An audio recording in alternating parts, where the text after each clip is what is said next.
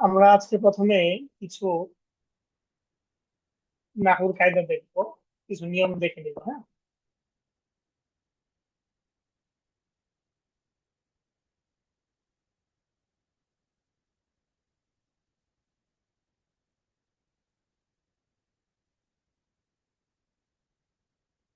আমরা এখান থেকে অনেক কিছু করেছিলাম। ওদেরকে আগে একটা পিডিএফ দিয়েছিলাম, এটা আবার নতুন করে দিয়ে দিব নি। ওর মধ্যে যেদিন যেটা পড়া হবে সেটা এখান থেকে দেখে নিতে হবে।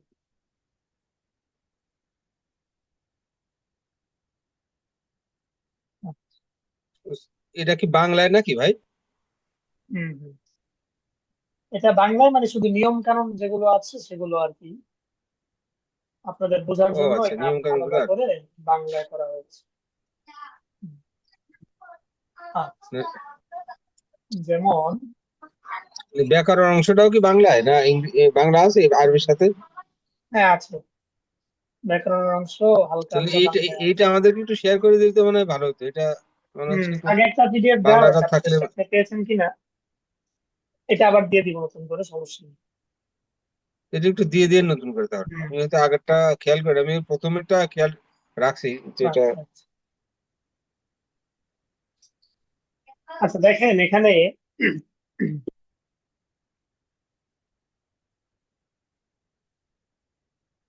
নতুন কিছু নিয়ম আমরা আগে পড়ি। প্রথমে আমরা জমির বা সর্বনাম পড়বো। আচ্ছা, জমির বা সর্বনাম। এখন আমরা প্রথমেই পড়েছিলাম যে কালিমা তিন প্রকার, তাই না? ইসিম, ফেল, হরফ। তো ইসিমের মধ্যে অনেকগুলো প্রকার আছে।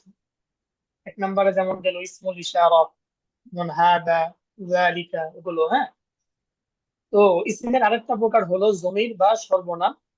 মানে সরাসরি আমরা কোনো ব্যক্তির নাম উল্লেখ না করে জমিরের মাধ্যমে সে কি করি, আমরা ওই ব্যক্তির দিকে ইঙ্গিত করে থাকি। ঠিক আছে,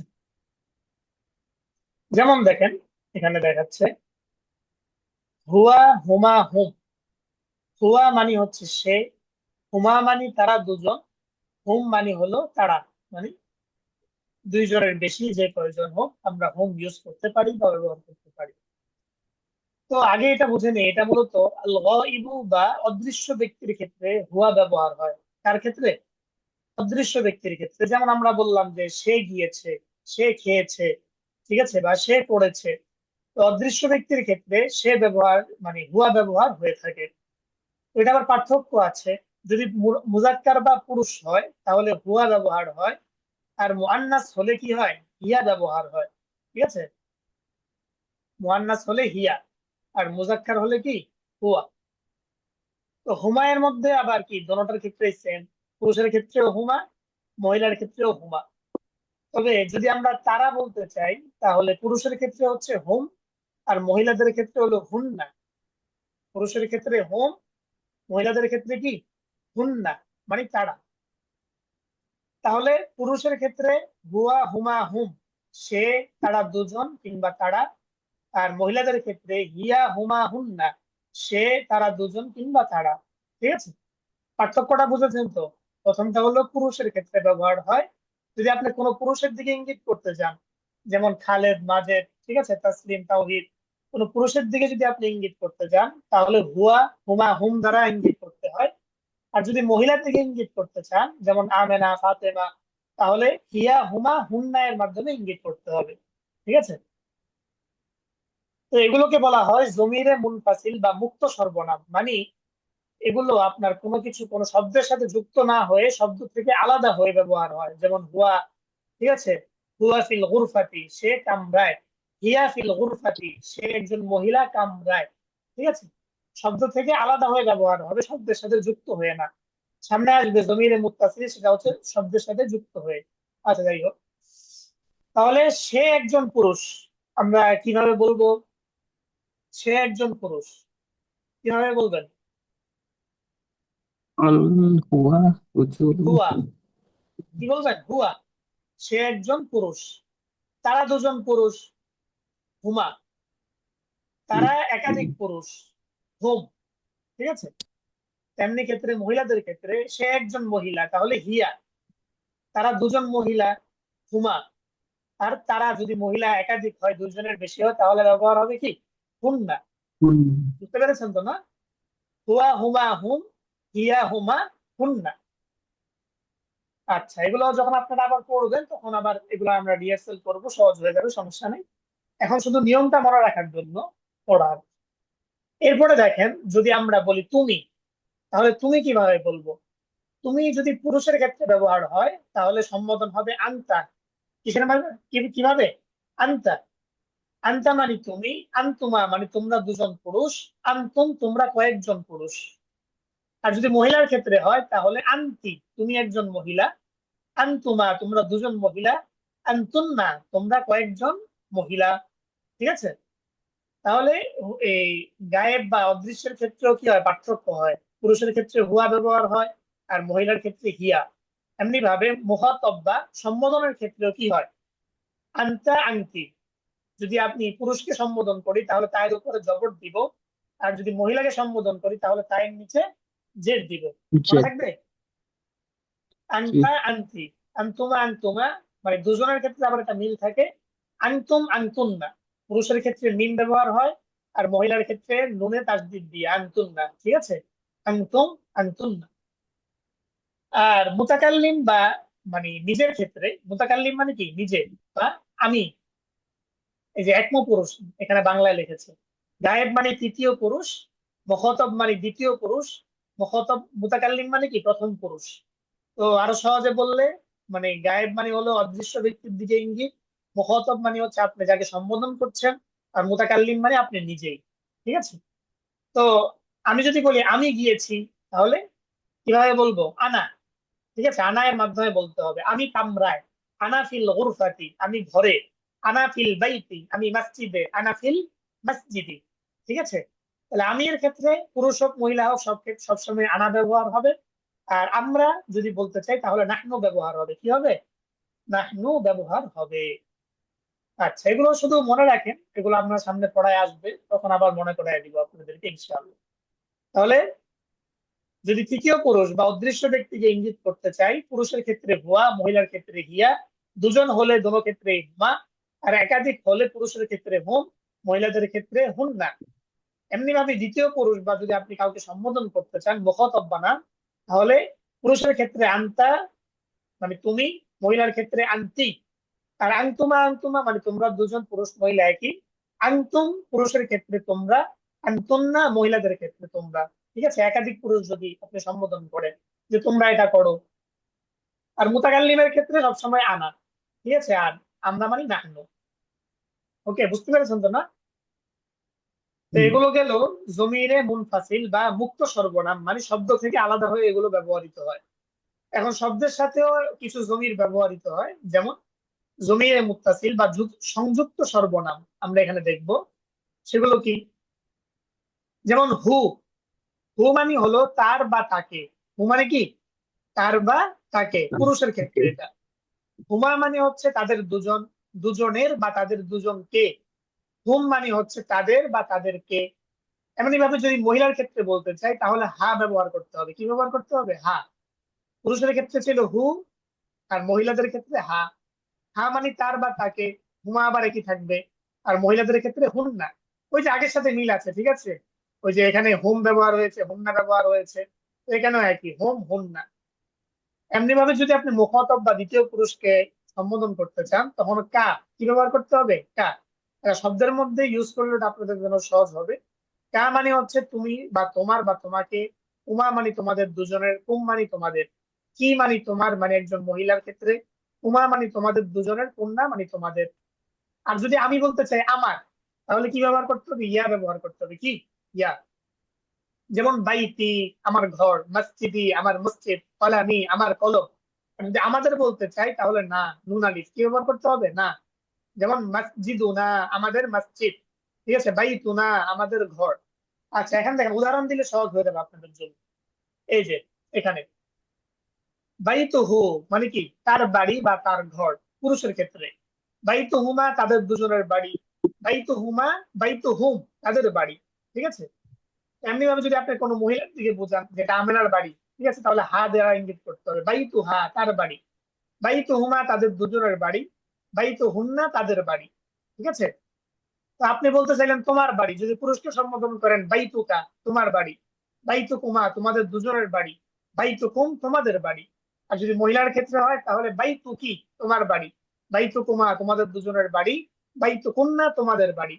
আর এমনি ভাবে যদি আপনি বলতে চান আমার বাড়ি, তাহলে কি বলবেন? বাইতি আমার বাড়ি, বাইতুনা আমাদের বাড়ি। ওকে। আচ্ছা, আমরা অনেকগুলো এখানে নিয়ম দেখলাম। তো এখানে আমরা যদি ফেল এর সাথেও যুক্ত করি, সেগুলো কিভাবে পড়তে হয় এখানে এগুলো দেখা দিচ্ছে। আচ্ছা, এটা আমরা পরে পড়বো।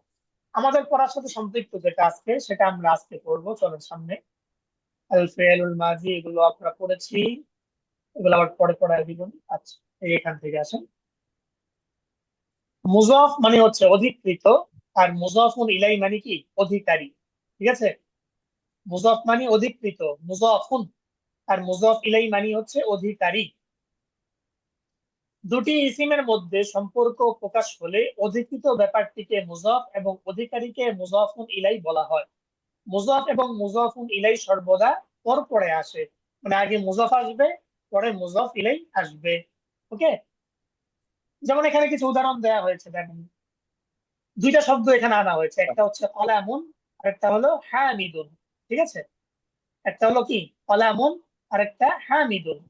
তো আমরা যদি এটাকে মুজাফ মুজাফুন ইলাই বানাইতে চাই, মানে কি দুইটা ইসিমের মধ্যে যদি আমরা সম্পর্ক স্থাপন করতে চাই, তাহলে আমরা কি বলবো? কলাম কলাম হামিদুন। কলামু হামিদিন। কি বলেছি? কলামু হামিদিন। এখানে ছিল কলামুন দুই পেশ, হামিদুনের মধ্যেও কি ছিল? দুই পেশ। কিন্তু আমরা এখানে কি করলাম? মিমের মধ্যে এক পেশ দিলাম, আর দালের নিচে দুই জেড দিলাম। ঠিক আছে।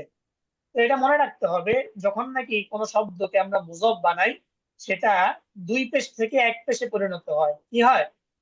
দুই পেশ থেকে এক পেশে পরিণত হয়। যেমন এখানে ছিল কলামুন দুই পেশ, এখানে হয়ে গিয়েছে কলামু এক পেশ।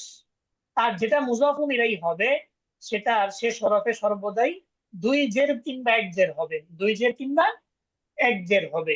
ঠিক আছে। যেমন এখানে হামিদুনের মধ্যে দুই পেশ ছিল, সেটার পরিবর্তে আমরা এখানে কি করলাম?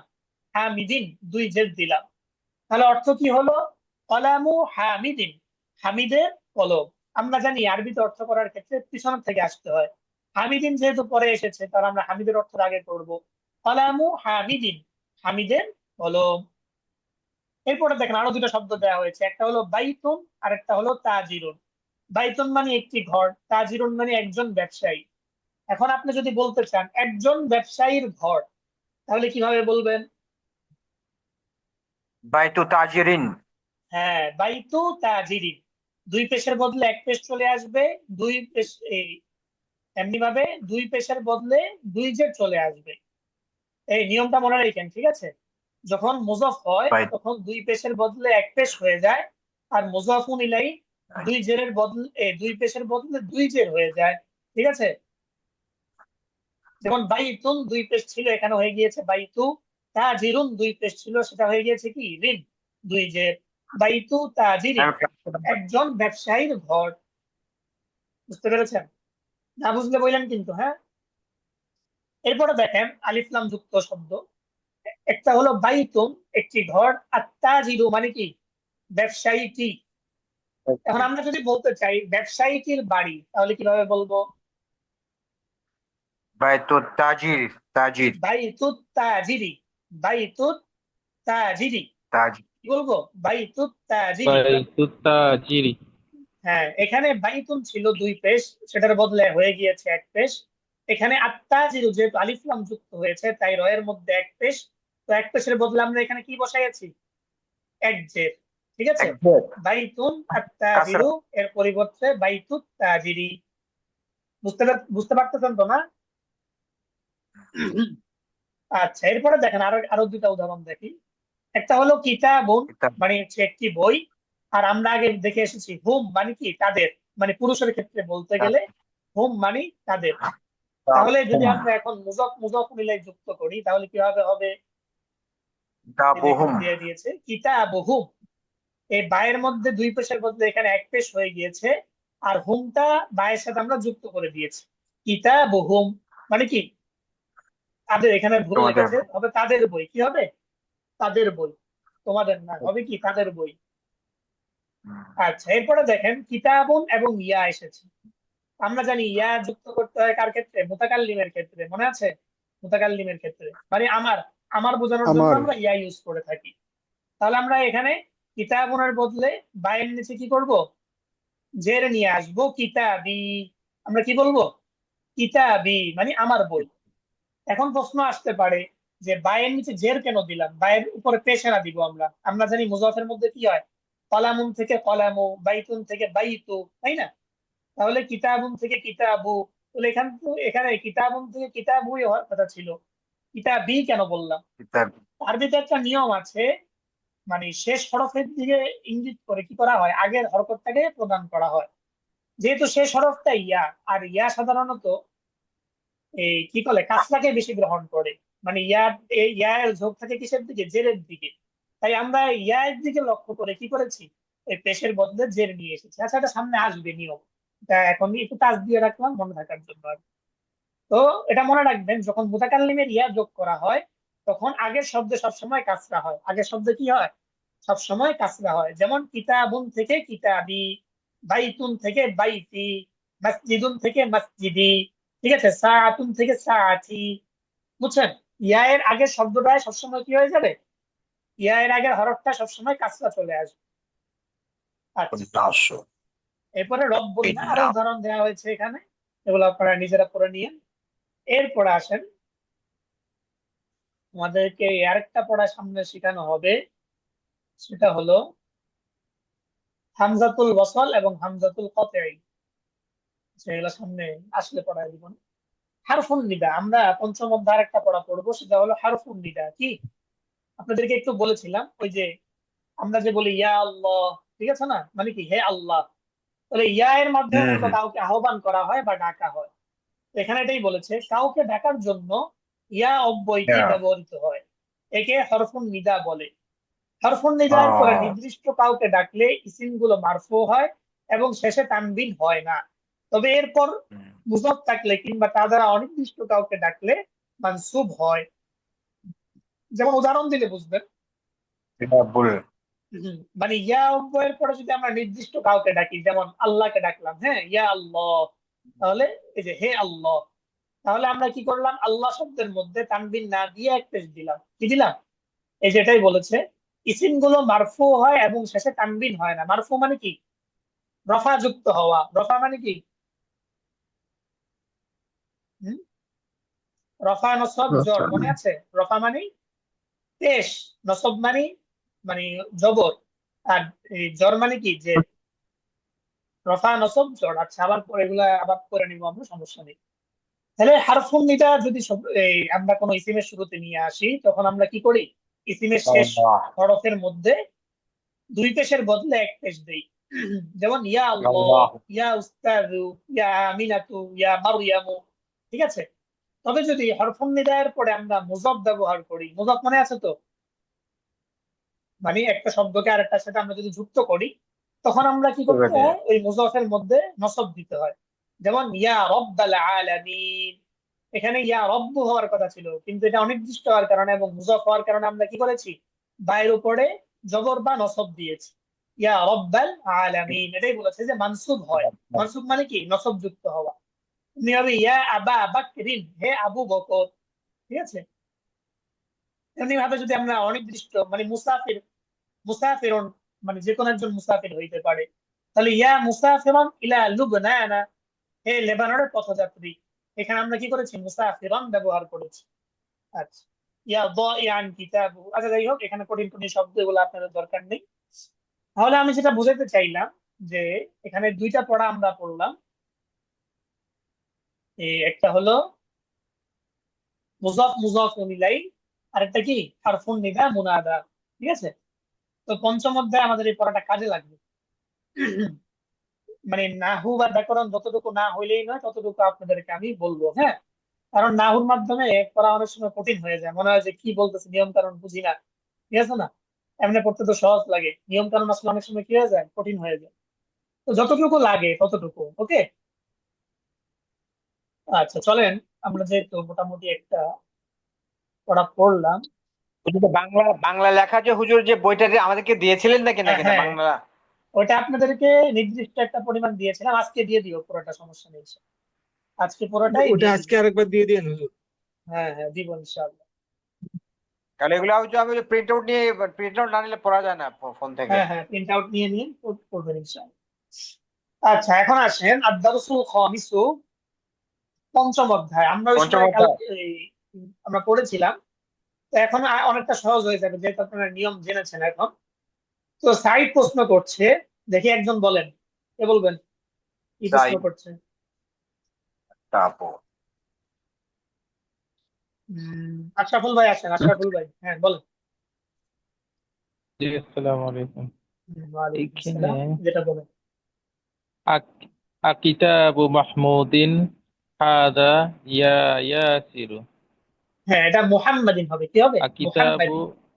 ও কিতাবু মুহাম্মাদিন হাদা ইয়া ইয়াসিরু। এইটা হ্যাঁ, কি অর্থটা বলতে পারবেন? মুহাম্মদের কিতাব? এটা কি মুহাম্মদের কিতাব হে ইয়াসির? হ্যাঁ, এই তো মাশাআল্লাহ। তো দেখেন, আমরা আজকে যে নিয়মগুলো পড়লাম সেই দুইটা নিয়মই একসাথে আইসা পড়ছে, ঠিক আছে না?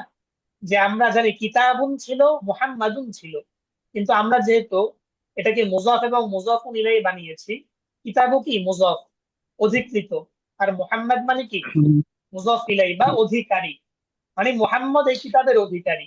তাই এটা আমরা কি করেছি, সম্পৃক্ত করেছি কিতাবকে মুহাম্মাদের সাথে। তো আমরা জানি মুজাফ মুজাফুন ইলাইহি বলে তানবিন পড়ে যায়, এবং মুজাফের মধ্যে এক পেশ বসে, আর মুজাফ ইলাইহি এর মধ্যে কি হয়, দুই জের কিংবা এক জের বসে। যেহেতু এখানে আলিফ লাম নেই, তাই আমরা এখানে কি করেছি, দুই জের বসিয়েছি, ঠিক আছে? দুই আর জির বসে। কিতাবু জি, জি। মুহাম্মাদিন, এটি কি হাদা, এটি কি মুহাম্মাদের বই? এরপর আমরা আরেকটা পড়া পড়েছি, সেটা হলো হরফুন নিদা মুনাদা। এই যে ইয়া, ইয়া মানে কি হে, এটা হলো হরফুন নিদা। হে। এর মাধ্যমে আমরা কাউকে ডাকি। তো হরফুন নিদা যদি কোনো শব্দের শুরুতে আসে, সেই শব্দটা যদি নির্দিষ্ট হয়, যেমন ইয়াসির একটা নির্দিষ্ট নাম, তাই না, একজন ব্যক্তির নাম, তখন আমরা কি করি, তার পেশ হবে। তার শেষ, হ্যাঁ তার শেষ হরফে পেশ রফা বা পেশ দিয়ে পেশ থাকি। হবে।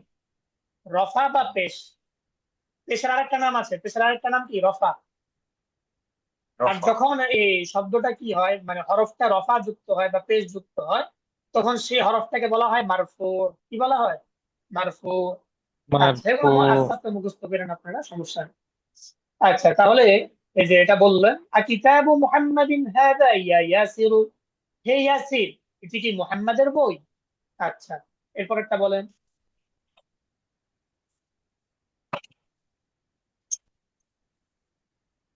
আশরাফুল ভাই, লা হ্যাঁ। হাদা। জি, লা হাদা কিতাবু হামিদিন। হুম, না, এটা এ- এটা হামিদের বই। হ্যাঁ, এখানে নিয়মটা বলেন তো, এখানে কি চেঞ্জ হইলো কিতাবু হামিদিনের মধ্যে? এ কিতাবু হামিদিন, যেহেতু কিতাবকে হামিদ। হ্যাঁ হ্যাঁ, কিতাবকে যেহেতু ও হামিদের সাথে আচ্ছা, সম্পৃক্ত করা হয়েছে, তাই এই কিতাবুটা জন্য হচ্ছে মুজাফ। কিতাবের মধ্যে হ্যাঁ, জি মুজাফ, আর জানি মুজাফের মধ্যে মুজাফের ক্ষেত্রে আমরা আমরা কি তানবিন করি, দিব না। হ্যাঁ তানবিন দিব না, বরং তানবিন এক দিব পেশ না, দিব।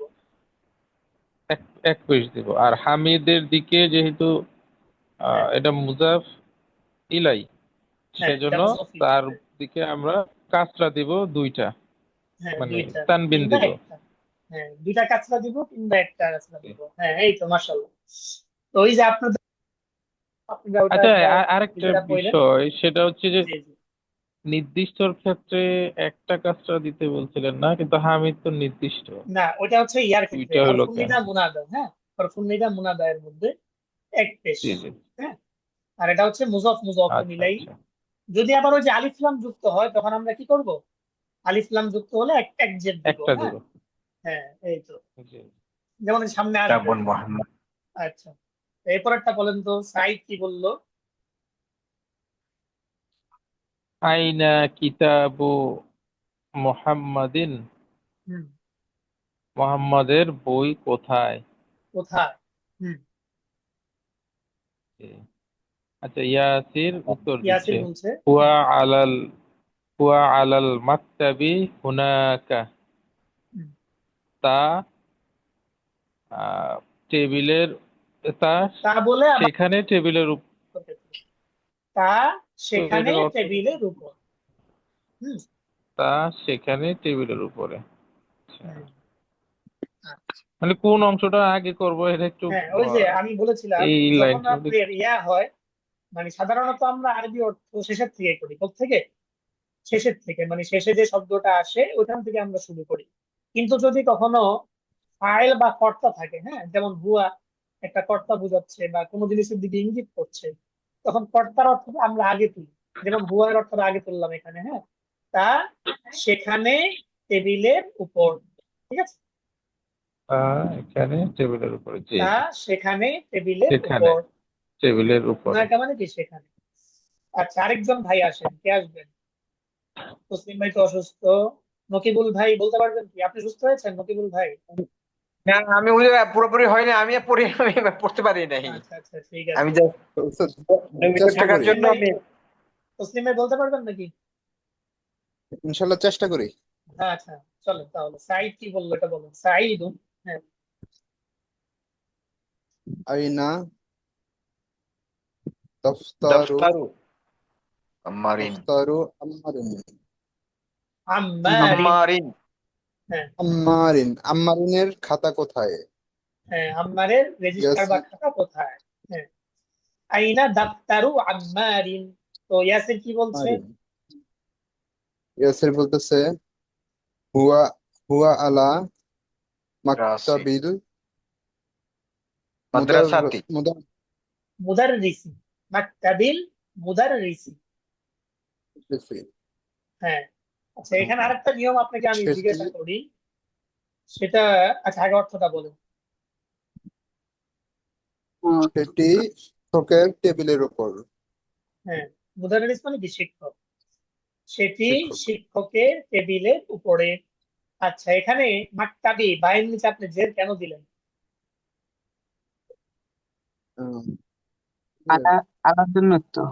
হ্যাঁ, এই তো বলতে পেরেছি। কে বললেন? না, তাওহিদ ভাই। মাশাআল্লাহ। হ্যাঁ, যেহেতু আলা এসেছে, তাই আমরা এখানে কি করলাম? বাইন নিচে জেড দিই। ঠিক আছে। আর মুদাররিসের নিচে জের কেন দিলেন? এটা হচ্ছে মানে অধিকার। হ্যাঁ, মুজাফ ইলাই হওয়ার কারণে। কি হওয়ার কারণে?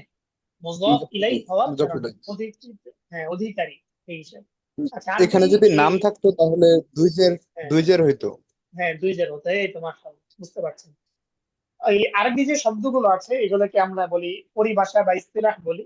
আরবি গুলো আপনারা মানে অল্প অল্প করে মুখস্থ করে নেন, হ্যাঁ, যে এটাকে কি বলে। এই মুজফ বলে অধিকৃত, হ্যাঁ, মুজফ ইলাই অধিকারী। পরে হুয়া মানে কি? জমির বা সর্বনাম। ঠিক আছে, এই যে হুয়া, হুয়াটা কি? জমির বা সর্বনাম। হুয়া মানে কি?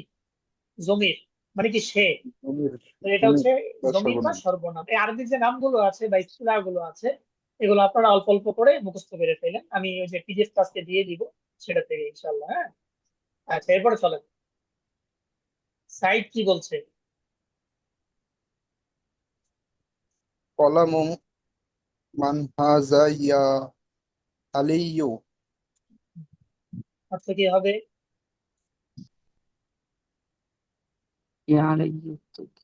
হ্যাঁ, ইয়া আলী থেকে অর্থ তোলেন, হে আলী। কলমটি কি আলীর? না না, ইয়া আলী মানে আম, কি? হে আলী, তাই না?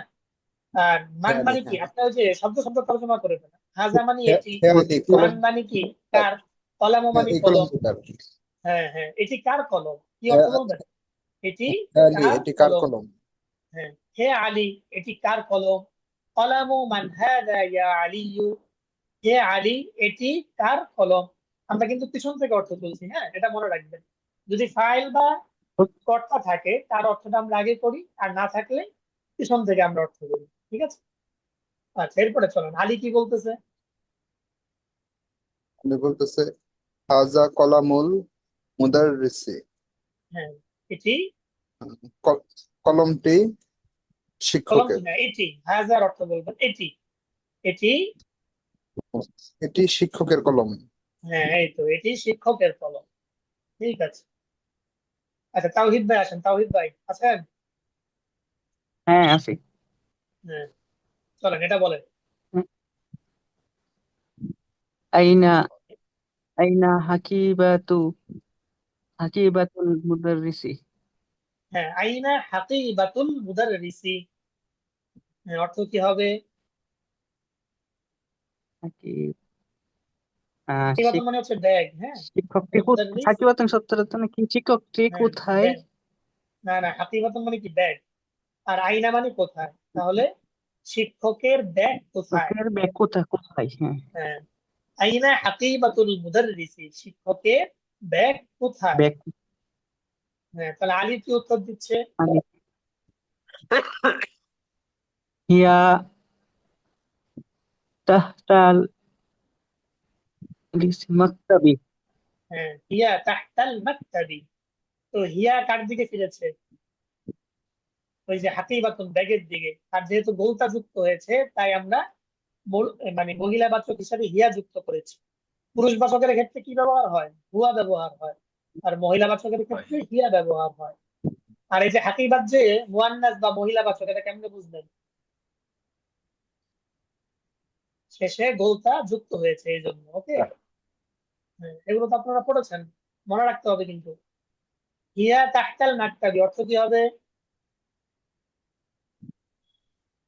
তা টেবিলের নিচে। তাহতা মানে কি? নিচে। নিচে। শব্দার্থগুলো নিচে মুখস্থ নিচে করেছেন রান। ভালোভাবে?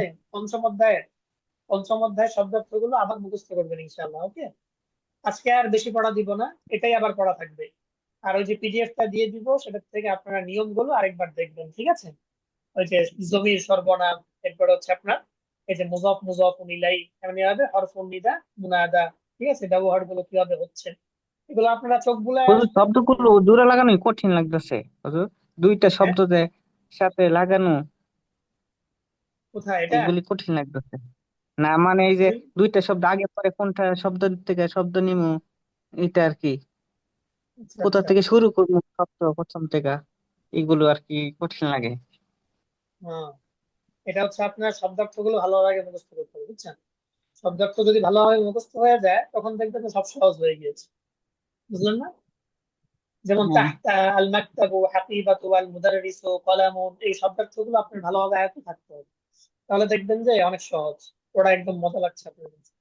ওকে, তাহলে ওই মুজাফ মুজাফের নিয়ম এমনি ভাবে হরফুন নিদা, মুনাদা, জমির সর্বনাম, এগুলো একটু আপনারা ভালোভাবে দেখে আসবেন। আর এই যে আদ-দারসুল খামিসের এই পৃষ্ঠাটা একটু ভালোভাবে পড়বেন সবাই, ঠিক আছে, অর্থ সহকারে। আর এখানে কি কি চেঞ্জ হচ্ছে, কেন চেঞ্জ হচ্ছে। কিতাবু মুহাম্মাদিন হাযা ইয়াসিরু, ঠিক আছে, কিতাবু মুহাম্মাদিন আলাল মাকতাবি হুনাকা দাফতারু আম্মারিন, এই চেঞ্জ গুলো কেন হচ্ছে, ঠিক আছে? এগুলা মনে রাখতে হবে, কারণ সামনে আপনার এই যে প্রশ্নোত্তরে দেখবেন যে কোনো ইয়া নাই, জবরজের নাই। ঠিক আছে, এই যে দেখেন জবরজের নাই কিন্তু। এখানে জবরজের ছিল, বলতে পেরেছেন, এখানে নাই। তো এখানে কিন্তু আপনাদের এটা পারতে হালাই হবে। দিয়ে দিত কি? হ্যাঁ, তার জন্য কি করতে হবে? ওই যে পিডিএফটা আপনারা একটু ভালোভাবে দেখবেন, মুজাফফরুল্লাহটা, ইনশাআল্লাহ সহজ হয়ে যাবে। আচ্ছা, তাহলে আজকে আর সামনে পড়লাম না। আমরা ইনশাআল্লাহ আবার সোমবারে এই যে প্রশ্নোত্তর গুলো পড়বো, ঠিক আছে? প্রশ্নোত্তর গুলো আমরা শেষ করে ফেলবো ইনশাআল্লাহ সোমবারে। আমরা একটু তাড়াতাড়িও পড়তে হবে, আবার বুঝে বুঝেও পড়তে হবে, ঠিক আছে? যেহেতু শেষ করা দরকার আমাদের, মাস তো শেষ হয়ে যাচ্ছে। আজকে 27 তারিখ, আজকে আজকে 24 27 তারিখ, 27 তারিখ 27 হয়ে তারিখ, গেছে, কিন্তু 27 আমাদের তারিখ। কিন্তু এক মাস প্রায় শেষ। কিন্তু আমাদের এক কিতাব আমাদের এক কিতাব শেষ করার কথা, কিন্তু এক মাস। যাক, সমস্যা নেই, আমরা আস্তে আস্তে পড়ি, কিন্তু বুঝে বুঝে পড়তে হবে, ঠিক আছে? হুম হুম। বিগিনার তো হুজুর, আমরা তো বিগিনার, এর জন্য সবাই হ্যাঁ, নিচ্ছে হয়তো। অবশ্যই। হ্যাঁ হ্যাঁ, হ্যাঁ, কোনো সমস্যা নেই। একটু আমরা ভালোভাবে পড়ি, অল্প পড়া হলেও আমরা ভালোভাবে পড়বো ইনশাআল্লাহ, ঠিক আছে? তো যতটুকু পড়া দেওয়া হয় সেটা একটু মনোযোগ দিয়ে পড়বেন। আর আপনারা এগুলো প্র্যাকটিস করবেন, যেমন কিতাবু মুহাম্মাদিন, মুহাম্মাদের বই, ঠিক আছে, এটার সাথে আপনি সব কিতাবু এর বদলে অন্য শব্দ লাগাইতে পারেন। বাইতু মুহাম্মাদিন, কলামু মুহাম্মাদিন, সাআতু মুহাম্মাদিন, সারিরু মুহাম্মাদিন, ঠিক আছে না?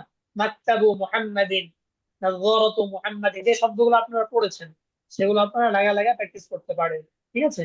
যে মুহাম্মাদের বই, অমুকের বই, এই বই সেই বই। এমনি ভাবে আমরা আজকেও জানলাম আমার বই কিভাবে বলতে হবে, বলেন তো? আমার বই, আমার আয়না। ওই যে আপনি কিতাবি, কিতাবি মানে কি? আমার বই, একটা ইয়া যুক্ত করে দিলেই হয়। যে শব্দটা থাকে, কিতাবুন মানে কি একটি বই, ওই বায়ের সাথে আপনি একটা ইয়া যুক্ত করে দিবেন, আর বায়ের নিচে কাছরা দিয়ে দিবেন, তাহলে কি হয়ে যাবে? কিতাবি আমার বই হয়ে বাইতি গেল। কলামি আমার বাই কলম, বাইতি আমার ঘর, মসজিদি আমার মসজিদ। ঠিক আছে? এমনি ভাবে আপনি যদি বলেন তোমার বই, কিভাবে বলবেন? কিতাবুকা, এই যে বা তো থাকবেই, সাথে একটা কাপ লাগাই দিবেন। কি লাগাই দিবেন? কাপ লাগাই দিবেন। কিতাবুকা তোমার বই, মসজিদুকা তোমার মসজিদ, কলামুকা তোমার কলম। ঠিক আছে? দাফতারুকা তোমার রেজিস্টার, সাআতুকা তোমার ঘড়ি। আর যদি বলতে চান তার বই, কিভাবে বলবেন? ওই কিতাবুনের সাথে বায়ের মধ্যে পেশ রাখবেন আর একটা হা লাগাই দিবেন, কিতাবুহু তার বই। আর যদি মহিলা হয় তাহলে কিতাবুহা তার বই। ঠিক আছে? এমনি ভাবে মহিলা যদি পুরুষ এই সম্বোধনের ক্ষেত্রে আপনি যদি মহিলাকে ইঙ্গিত করেন, তাহলে কিতাবুকি তোমার বই। ঠিক আছে? তো এগুলা ওই যে বাংলায় তো আছে, সেগুলো আপনারা একটু প্র্যাকটিস করবেন। সামনে আসবে এগুলো আমাদের পড়া, এই জন্য আমি আর আপনাদেরকে সেভাবে প্রেশার দিচ্ছি না। যখন সামনে আসবে তখন আমরা ভালো করে নিব, ইনশাআল্লাহ, সমস্যা নেই। তো একটা অ্যাডভান্স দিয়ে দিলাম যে আপনারা নিজের থেকে এখন বানাইতে পারবেন। কলামি আমার কলম, কিতাবি আমার বই, সাআতি আমার ঘড়ি। ঠিক আছে? এখন আমার আমার আপনারা এটা বলতে পারেন, আমার জিনিস, আমার ঘর, আমার মসজিদ। হ্যাঁ, এভাবে বলতে পারতেছেন। আমার, তোমার, তার। ঠিক আছে? এমনি ভাবে মানে মালিকানাধীন বস্তু বোঝানোর ক্ষেত্রে মুজফ মুজফ মিলাই ব্যবহার আপনি শিখে গেলেন। এরপরে কাউকে ডাক দেওয়া। ঠিক আছে? ইয়া তাওহীদুল, ইয়া তাওহীদু, হে তাওহীদ। ঠিক আছে? ইয়া আশরাফু, আশরাফুল, হে আশরাফুল। এভাবে আপনারা কি করতে পারেন? ডাকও দিতে পারবেন কাউকে চাইলে। ঠিক আছে? তো যদি নির্দিষ্ট ব্যক্তিকে ডাক দিতে চান তাহলে কি করতে হয়? হরফুন নিদায়ের পরে যে শব্দটা বসাবেন তার মধ্যে একটা পেশ দিয়ে দিবেন শুধু। ঠিক আছে? মনে থাকবে? জি জি। আচ্ছা, আমাদের মিটিং মনে হয় এখন শেষ হয়ে যাবে। তো ঠিক আছে, সময় সবাই প্রায় ভালো শেষ জি থাকবেন। হুজুর। হ্যাঁ, আর একটু ভালোভাবে শব্দার্থ গুলো পড়বেন। পিডিএফটা আমি আবার দিয়ে দিব, বাংলাটাও। ওই পিডিএফটা একটু দেখে নিবেন। হ্যাঁ, যারা যতটুকু পারেন আপনারা ওই যে ইস্তিলাহ গুলো, পরিভাষা গুলো মুখস্থ করে নেবেন। মুজফ, মুজফ মিলাই, হরফুন নিদা, মুনাদা, জমির। ঠিক আছে? এগুলো আর কি। ঠিক আছে, তাহলে ভালো থাকেন সবাই। আমাদের মধ্যে অনেকে অসুস্থ আছে, নকিবুল ভাই